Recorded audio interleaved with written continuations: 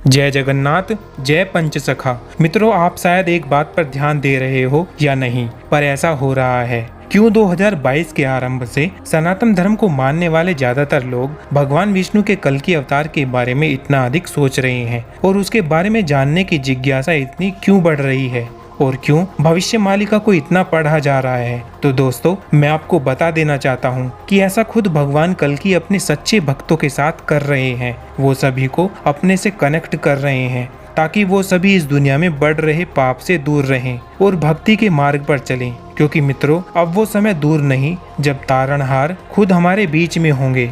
मित्रों, YouTube पर कुछ गिने चुने लोग ही हैं जो भगवान कल्कि की उस दिव्य शक्ति से आपको जोड़ रहे हैं। ऐसे में आपका भी कर्तव्य बनता है कि सनातन धर्म को मानने वाले लोगों में आप भी इस ज्ञान को उन तक पहुंचाएं, अपने धर्म का प्रचार करें, जो भटक गए हैं उनको सही मार्ग पर लाएं। और ये सब कैसे करना है वो आप सभी अच्छी तरह जानते हैं, क्योंकि आप सभी उस परमात्मा के भक्त हो जिसने प्रकट होने से पहले ही अपनी लीलाएं शुरू कर दी हैं। जी हाँ मित्रों, भगवान जगन्नाथ के श्री मंदिर की घटनाओं और संकेतों के बारे में आप सभी अच्छी तरह जानते ही होंगे कि कैसे भगवान कल्कि अपने अवतरित होने के संकेत दे रहे हैं। लेकिन अब भगवान बद्रीनाथ के मंदिर से भी कलयुग के अंत के संकेत मिलने लगे हैं। मित्रों, अगर आपको इन संकेतों और भविष्य मालिका के बारे में नहीं पता है तो आप ये सभी जानकारी हमारी भविष्य मालिका प्लेलिस्ट से ले सकते हैं। मित्रों, मैं हूँ रवि शर्मा और आप देख रहे हैं एक्स्ट्रा ऑर्डिनरी तथ्य। मित्रों, आज की इस वीडियो में मैं आपको भगवान बद्रीनाथ के मंदिर में होने वाले उन संकेतों के बारे में बताऊंगा जिससे ये अंदाजा लगाया जा सकता है कि शायद भविष्य मालिका में जो भी कुछ लिखा है वो आने वाले कुछ दिनों में हमारे सामने होगा। तो आइए जानते हैं क्या बताया है भविष्य मालिका में बद्रीनाथ धाम के बारे में। मित्रों, सबसे पहले हम थोड़ा बद्रीनाथ के बारे में जान लेते हैं। मित्रों, हिंदुओं के 4 प्रमुख तीर्थ स्थल हैं: बद्रीनाथ, द्वारका, जगन्नाथपुरी और रामेश्वरम। ये 4 धाम प्रमुख हैं। लेकिन जब कोई भक्त बद्रीनाथ दर्शन करने जाता है तो उसे गंगोत्री, यमुनोत्री और केदारनाथ के दर्शन भी करने चाहिए। इन चारों को मिलाकर एक छोटा 4 धाम कहा गया है। केदारनाथ को जहां भगवान शंकर का आराम करने का स्थान माना गया है, वहीं बद्रीनाथ को सृष्टि का 8वां वैकुंठ कहा गया है, जहां भगवान विष्णु 6 माह निद्रा में रहते हैं और 6 माह जागते हैं। यहाँ बद्रीनाथ की मूर्ति सालग्राम शिला से चतुर्भुज ध्यान मुद्रा में बनी हुई है। यहाँ नर नारायण विग्रह की पूजा होती है और अखंड दीप जलता है, जो कि अचल ज्ञान ज्योति का प्रतीक है। बद्रीनाथ का नाम इसलिए बद्रीनाथ है क्योंकि यहाँ प्रचुर मात्रा में पाई जाने वाली जंगली बेरी को बद्री कहते हैं। इसी कारण इस धाम का नाम बद्रीनाथ पड़ा। पुराणों के अनुसार कलयुग के अंत में भूकंप, जल प्रलय और सूखे के बाद गंगा नदी लुप्त हो जाएगी और इसी के साथ जुड़ी है भविष्य बद्रीनाथ की कहानी। मित्रों, स्कंद पुराण की एक भविष्यवाणी के अनुसार कलयुग में एक ऐसा समय आएगा जब बद्रीनाथ धाम अपनी जगह से अचानक गायब हो जाएगा और ठीक उसी वक्त बद्रीनाथ धाम से थोड़ी दूर एक नई धाम का उदय होगा जिसे भविष्य बद्री नाम से जाना जाएगा।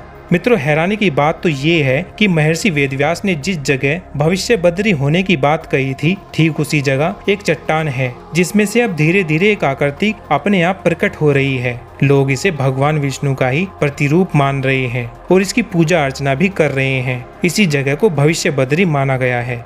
मित्रों, अब आप सोच रहे होंगे कि यदि कलयुग का अंत समय आ गया है तो भगवान विष्णु बद्रीनाथ धाम छोड़कर भविष्य बद्री कब जाएंगे। तो मैं आपको बता देना चाहता हूँ कि इसके लिए पुराणों में 2 बड़े संकेत दिए गए हैं। मित्रों, इन पुराणों में जो पहला संकेत बताया गया है वो हमें मिलता है जोशीमठ स्थित नरसिंह भगवान के मंदिर में। जोशीमठ में भगवान नरसिंह के दर्शन करने के बाद ही भक्त बद्रीनाथ धाम को जाते हैं।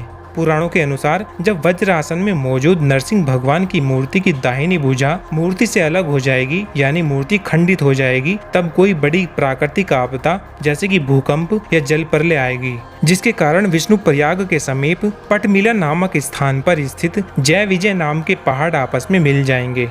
मित्रों, ये पर्वत वही पर्वत हैं जिनके बीच से होकर बद्रीनाथ धाम का रास्ता जाता है। भूकंप या किसी अन्य प्राकृतिक आपदा के कारण ये दोनों पर्वत आपस में मिल जाएंगे और बद्रीनाथ जाने का रास्ता बंद हो जाएगा और तब भगवान विष्णु बद्रीनाथ छोड़कर चले जाएंगे भविष्य बद्री। मित्रों ये तो ही पुराणों में लिखी हुई भविष्यवाणी की बात, लेकिन अब ये जानते हैं कि क्या ये सब सच में हो भी रहा है। मित्रों आप ये जानकर हैरान हो जाओगे कि जोशीमठ में स्थित नरसिंह भगवान की जो प्रतिमा है उसकी दाहिनी भुजा धीरे धीरे पतली होती जा रही है और एक स्थान से तो इतनी पतली हो गई है कि पुजारियों को जल अभिषेक करने में भी डर लगने लगा है कि कहीं मूर्ति का हाथ अलग न हो जाए और मूर्ति खंडित न हो जाए। मित्रों इस बात के सबूत आप उन लोगों से पता कर सकते हैं जिन्होंने उस मूर्ति को पहले और अब दोनों बार देखा है। दोस्तों अब हम आपको भविष्य बद्री में मिल रहे उन संकेतों के बारे में बताएंगे जो कलयुग के अंत की ओर इशारा कर रहे हैं। मित्रों मैं आपको बता देना चाहता हूं कि जिस स्थान के बारे में महर्षि वेदव्यास ने बताया था और बाद में आदि गुरु शंकराचार्य जी ने जिसे ढूंढा था, वहां सचमुच धीरे धीरे दिव्य और आकर्षक रूप से बद्रीनाथ की मूर्ति दिखाई दे रही है। वहाँ के पुजारी और आसपास के लोगों के अनुसार इस शिला से लगभग 60 से 70 साल पहले एक आकृति निकलनी शुरू हो गई थी, जो कि अब एक मूर्ति का रूप लेती जा रही है। इस मूर्ति से अब चेहरा और हाथ पैर साफ साफ दिखने लगे हैं। अब यहाँ पूरे विधि विधान के साथ पूजा भी की जाती है।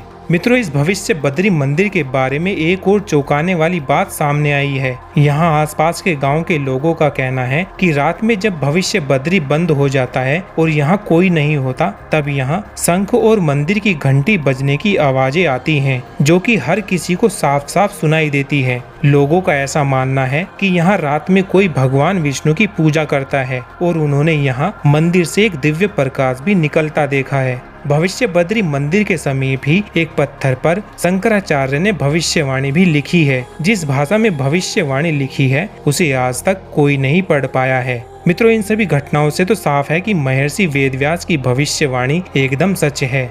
मित्रों अब हम भविष्य बद्री की भविष्यवाणी को उड़ीसा के एक महान ग्रंथ भविष्य मालिका से जोड़ें तो ये दोनों भविष्यवाणी एकदम सटीक बैठती हैं। जैसा कि हम पिछली वीडियो में बता चुके हैं कि भविष्य मालिका एक ग्रंथ है जो कि उड़ीसा के एक महान संत श्री अच्युतानंद दास जी ने अपने भूत भविष्य वर्तमान देख लेने की शक्ति से लिखा था। भविष्य मालिका के मुताबिक भी कलयुग का अंत हो चुका है और अब हम कलयुग और सतयुग के बीच होने वाले संधि काल में हैं। भविष्य मालिका के अनुसार जगन्नाथ जी के श्री मंदिर से भी भगवान जगन्नाथ भी अपना धाम छोड़कर जाने वाले हैं, जिसके सभी संकेत भी पूरे हो चुके हैं। भविष्य मालिका की भविष्यवाणी के अनुसार कलयुग के अंत के संकेत चारों धाम से देखने को मिलेंगे, यानी कि हम कह सकते हैं कि बद्रीनाथ धाम से जो संकेत मिल रहे हैं, भविष्य मालिका इन्हीं संकेतों की ओर इशारा कर रही है। आप भविष्य मालिका की पूरी जानकारी हमारी भविष्य मालिका प्लेलिस्ट से ले सकते हैं। मित्रों आप स्कंद पुराण और भविष्य मालिका में कलयुग के बारे में की गई इस भविष्यवाणी से कितने सहमत हैं, हमें कमेंट करके जरूर बताएं। वीडियो अच्छी लगी तो लाइक शेयर करें और ऐसी ही अन्य जानकारी के लिए आज ही इस चैनल को सब्सक्राइब करें। मिलते हैं अगली वीडियो में कुछ और जानकारी के साथ। तब तक के लिए खुश रहिए और मुस्कुराते रहिए। धन्यवाद।